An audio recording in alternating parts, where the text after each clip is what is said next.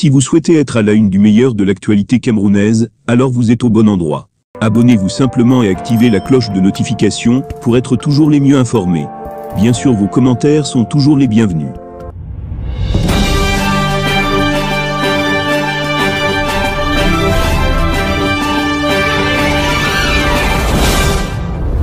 Samuel Mvondo Eyolo serait l'agneau du sacrifice du secrétaire général de la présidence de la République, SGPR, Ferdinand Ngongo. Le directeur du cabinet civil serait l'homme à abattre pour Ferdinand Ngongo.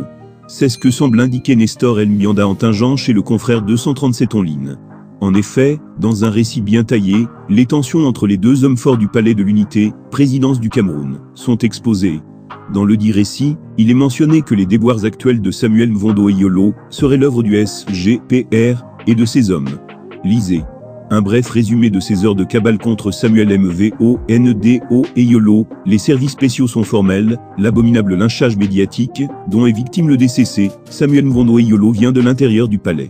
L'humble serviteur du chef de l'État est massacré dans la presse et sur les réseaux sociaux pour avoir reçu en audience au palais de l'unité l'ancien ministre et ancien prisonnier, Basil Atangana Kuna. Des images de l'audience servent de prétexte à toutes les attaques ignobles depuis quelques jours. Les services de renseignement ont déjà identifié les initiateurs et le principal commanditaire de ce terrible acharnement. Les hommes du SGPR, Ferdinand Ngongo, sont à la manœuvre.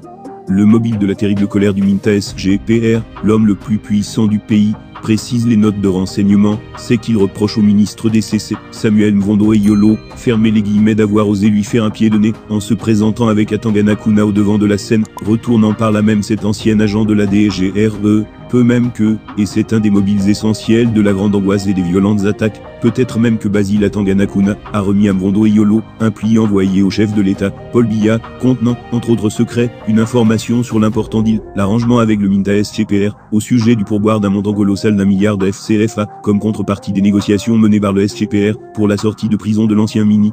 Fermez les guillemets, le ministre, directeur du cabinet civil, est publiquement lynché, tous les fidèles du Minta SGPR, Ferdinand Ngongo, sont montés ces dernières heures sur le front de guerre.